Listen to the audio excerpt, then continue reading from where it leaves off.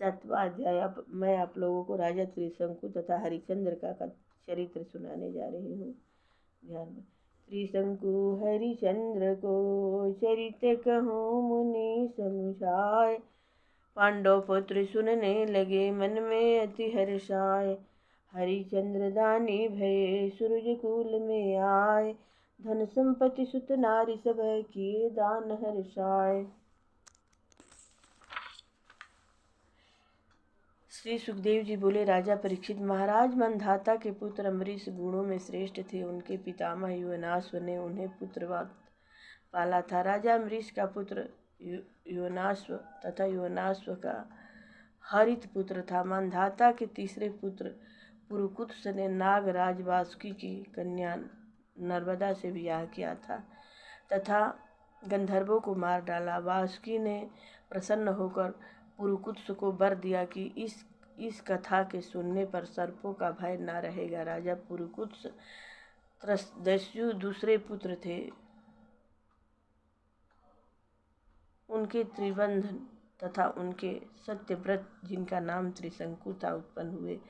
राजा त्रिशंकु वशिष्ठ जी के श्राप से चंडाल हो गए थे, किंतु विश्वामित्र के प्रभाव से सशरीर स्वर्ग को चले गए। जब देवताओं ने यह देखा तब उन्होंने उन्हें स्वर्ग से ढकेल दिया। विश्वामित्र जी ने राजा त्रिशंकु को वहीं बीच में रोक दिया। वे आकाश में लटकते हुए दृष्टि आते थे। राजा त्रिशंकु के पुत्र हरिश्चंद्र थे। उनके कारण विश्वामित्र तथा वशिष्ठ दोनों परस्पर श्राप देकर पक्षी रूप में अनेकों वर्ष तक लड़ते रहे। राजा हरिश्चंद्र निसंतान थे। उन्होंने अपने उत्पन्न पुत्र की बलि देकर वरुण देव को प्रसन्न करने का वचन दिया था। तब वरुण देव ने राजा हरिश्चंद्र को एक पुत्र दिया और उक्त वचन अनुसार पुत्र की बलि मांगी। तब राजा ने कहा कि अभी बच्चे को 10 दिन का हो जाने दो। इसके नामकरण होने पर आपका यज्ञ इस बलि पशु द्वारा किया जाएगा। जब 10 दिन समाप्त हो गया तब फिर वरुण ने पुत्र मांगा। तब राजा हरिश्चंद्र ने पुत्र स्नेह वश कहा कि जब इसके दूध के दांत उगाएंगे तब आपका यज्ञ किया जाएगा।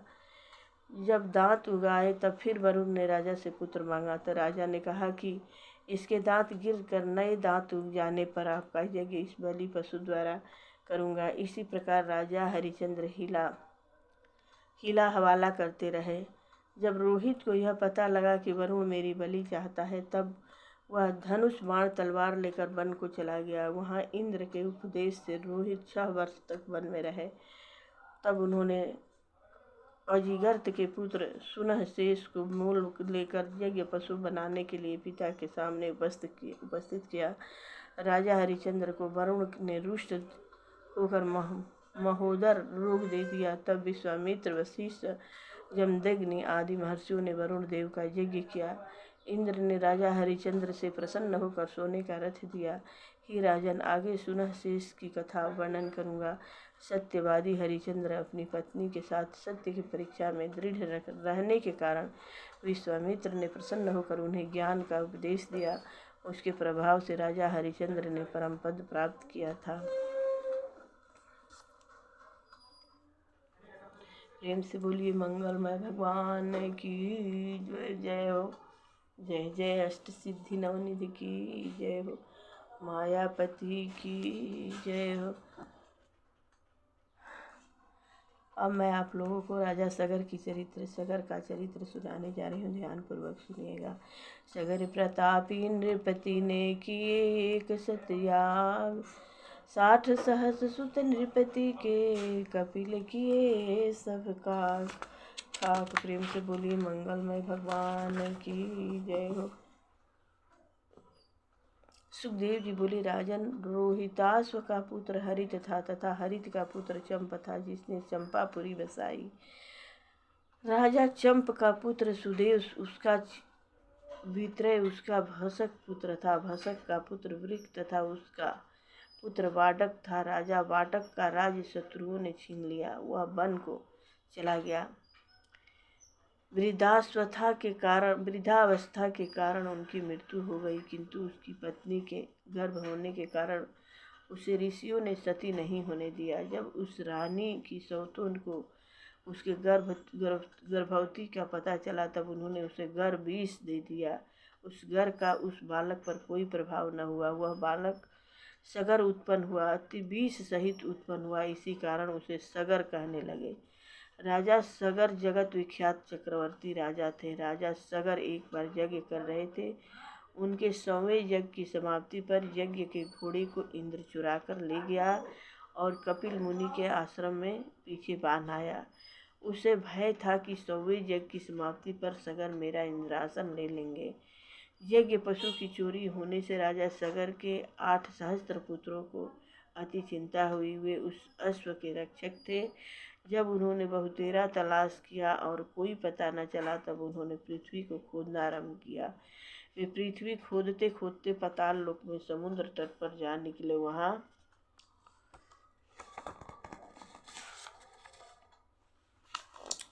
कपिल मुनि का आश्रम था। वे नेत्र बंद किए तपस्या कर रहे थे। उनके आश्रम के पीछे वह यज्ञ पशु अश्व बंध रहा था। उसे देखते ही वे समझे कि हमारे अश्व का चोर यही मुनि है। इसी ने चुराकर अपने आश्रम में बांध लिया है। उन्हें अति क्रोध आया और कपिल मुनि को बुरा भला कहते हुए उनके आश्रम पर गए। ज्यों ही कपिल मुनि ने अपने नेत्र खोलकर उनकी ओर देखा, त्यों ही वे सब के सब उनकी तेज अग्नि से भस्म हो गए। उन्होंने अज्ञानवश मुनि का तिरस्कार किया था। इसी कारण उन्हें भयंकर फल प्राप्त हुआ। जब राजा सगर को अपने पुत्रों के भस्म होने का पता चला, तो उन्हें महान क्लेश हुआ। राजा सगर की दूसरी पत्नी केसनी के गर्भ से असमंजस उत्पन्न हुए। असमंजस के पुत्र अंशुमान थे। अंशुमान पितामह सगर की बड़ी सेवा करते थे। असमंजस पूर्व जन्म में जोगी होने के कारण पागलों की भांति रहते थे। वे नगर के बच्चों को समुद्र में डुबो देते थे। इसलिए राजा सगर ने रुष्ट होकर उन्हें नगर से बाहर निकाल दिया था। किंतु योगी असमंजस ने पुनः उन बच्चों को लाकर दे दिया। तब सबको अति आश्चर्य हुआ। असमंजस के पुत्र अंशुमान यज्ञ पशु को कपिल मुनि के आश्रम से लेने के लिए गए। उन्होंने कपिल मुनि की प्रार्थना की। उनकी प्रार्थना तथा स्तुति से प्रसन्न होकर कपिल देव ने वह अश्व दे दिया तथा कहा कि तुम्हारे इन चाचाओं की मुक्ति गंगा जी के जल से होगी, अन्य कोई उपाय नहीं है। अंशुमान प्रसन्न होकर वहाँ से अश्व लेकर यज्ञ में आ गए और राजा सगर का यज्ञ पूर्ण कराया। राजा सगर अंशुमान को राज देकर बंधन मुक्त हो गया तथा और ये ऋषि की कृपा से परम पद प्राप्त कर लिया। 9वां अध्याय, 9वां स्कंद का 9वां अध्याय। भागीरथी अति तप कियो, भोगे कष्ट अपार। गंगा जी को लाए करे, किन्नो कुल उधार। सुखदेव जी बोले, राजा परीक्षित, अंशुमान ने गंगा जी को पृथ्वी पर लाने के लिए घोर तप किया, किंतु उनकी मृत्यु पहले ही हो गई। अंशुमान के पुत्र दिलीप ने अपने पिता की भांति गंगा जी की तपस्या की, किंतु वे भी मृत्यु को प्राप्त हो गए और गंगा जी न आई। तत्पश्चात दिलीप के पुत्र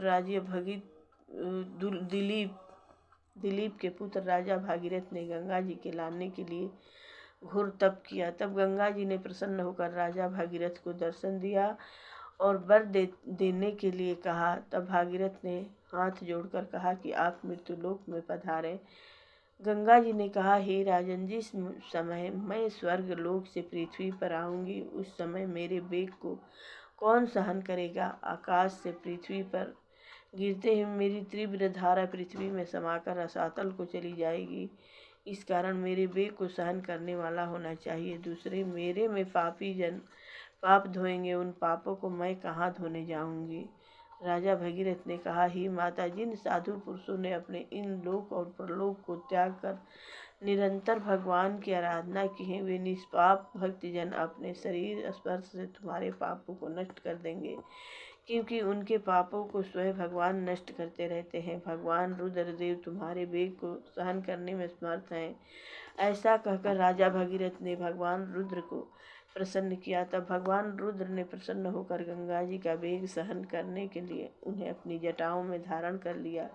तब राजा भगीरथ अपने द्रुतगामी रथ पर सवार होकर शंख बजाते हुए आगे आगे चलते थे और पीछे पीछे गंगा जी की धारा चलती थी। गंगा सागर से संगम तक पहुंचकर गंगा जी ने भगीरथ के पूर्वजों को ब्राह्मण के तिरस्कार के कारण भस्म हो गए थे, उनका उद्धार किया। हुए स्वर्ग को चले गए। हे राजा परीक्षित, गंगा जी के एक बार स्पर्श से राजा सगर के पुत्रों का उद्धार हो गया, जो नित्य प्रति गंगा जी का सेवन करते हैं। उनका तो कहना ही क्या है। उन्हीं पुण्यात्मा राजा भागीरथ के पुत्र श्रुत थे। श्रुत के पुत्र नाभ थे। नाभ का पुत्र सिंधु द्वीप, उनका पुत्र अमृताप, उसका पुत्र ऋतुपर्ण था, जो राजा नल का परम मित्र था, जिसने उन्हें जुआ की विद्या सिखाई थी तथा राजा नल ने उसे रथ चलाने की विद्या सिखाई थी। राजा ऋतुपर्ण का पुत्र सर्वकाम तथा उसका पुत्र सुदास, उसका पुत्र सौदास, सौदास का ही दूसरा नाम कल्यासपाद था। कल्यासपाद की पत्नी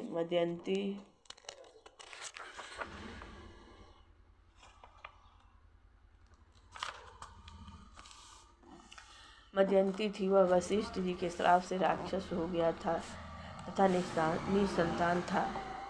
राजा परीक्षित ने पूछा, हे भगवान, राजा कल्यासपाद को वशिष्ठ जी ने क्यों श्राप दिया? श्री सुखदेव जी बोले, हे राजन, एक समय राजा सौदास आखेट के लिए गए। वहाँ उन्होंने एक राक्षस को मार डाला। राक्षस के भाई ने बदला लेने के लिए रसोइये का भेष बनाकर राजा का रसोइया बन गया। उसने राजा सौदास के गुरु वशिष्ठ को भोजन में मनुष्य का मांस रांध कर परोस दिया। वशिष्ठ जी यह जानकर अति क्रोधित हुए और राजा सौदास को श्राप दिया कि तू राक्षस हो जा। जब गुरु को यह पता चला कि यह कार्य तो दुष्ट राक्षस का था, तो राजा का नहीं था, तब उन्होंने श्राप का समय 12 वर्ष कर दिया। राजा कल्यासपाद राक्षस हो गए। उनका शरीर श्राप के कारण काला पड़ गया। राजा कल्यासपाद ने भी वशिष्ठ जी को श्राप देने के लिए हाथ में जल ले लिया, किंतु पत्नी दमयंती ने के समझाने से राजा ने ऐसा नहीं किया। उस जल को अपने पैरों पर छिड़क दिया, इसलिए पैर अति काले पड़ गए।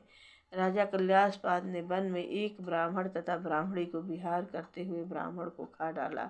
इससे ब्राह्मणी ने राजा को श्राप दिया कि तू जब अपनी पत्नी से सहवास करेगा तब तेरी भी मृत्यु हो जाएगी। जब राजा कल्यासपाद को 12 वर्ष व्यतीत हो गए, उनकी राक्षसी प्रवृत्ति को समाप्त हो गई, किंतु ब्राह्मणी के श्राप के कारण स्त्री से पुत्र उत्पन्न नहीं कर सकते थे। वह तब वशिष्ठ जी की कृपा से दमयंती ने गर्भधारण किया। वह गर्भ 7 वर्ष तक पेट में ही रहा। तब वशिष्ठ जी ने रानी के पेट में पत्थर मारा। उस पत्थर की चोट से पुत्र हुआ। उसका नाम अस्मक पड़ा। अस्मक के पुत्र का नाम मूलक था। वह क्षत्रिय वंश का मूल प्रवर्तक था। परशुराम जी ने सारी पृथ्वी को क्षत्रियहीन कर दिया था, तब स्त्रियों ने उसे छिपा लिया था। इसी से क्षत्रिय वंश चला। मूलक के दशरथ हुआ। दशरथ के रोणबिंदु उसके विश्वसह पुत्र हुआ। विश्वसह का पुत्र खटवांग राजा था, जो चक्रवर्ती सम्राट था। राजा खटवांग ने देवताओं की सहायता से दैत्यों का वध किया। जब उनकी आयु केवल 2 घड़ी रह गई, तब राजा खटवांग ने सर्वस्व त्याग कर भगवान में अपनी आसक्ति लगा दी। इसके प्रभाव से उन्हें परम पद प्राप्त हुआ। श्री कृष्ण गोविंद हरे मुरारी, हे नाथ नारायण वासुदेवा।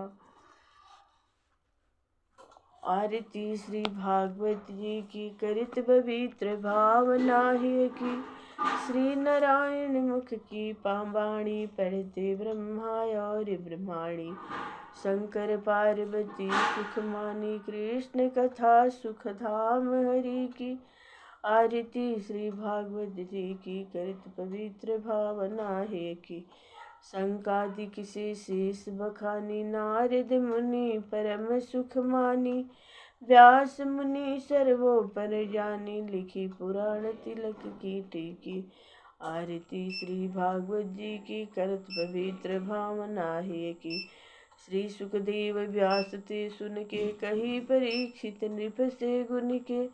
गंगा तट संतन को चुन के, ज्ञान वैराग्य भगति वती की। आरती श्री भागवत जी की करत पवित्र भावना है की। कथा भागवत जो नित गावे, आप सुने औरों को सुनावे। निश्चय कृष्ण चंद्र पद पावे, प्रेम सिंधु रस बिंदु अमी की। आरती श्री भागवत जी की करत पवित्र भावना है की। प्रेम से बोलिए भागवत भगवंत की जय हो। कुल देवता, ग्राम देवता, स्थान देवता की जय। सर्वदेव सर्वदेवी सर्ववेद ग्रंथ की जय। सुख संकादिक की जय हो। मंगलमय भगवान की जय हो। जय जय भागीरथी गंगा की जय हो।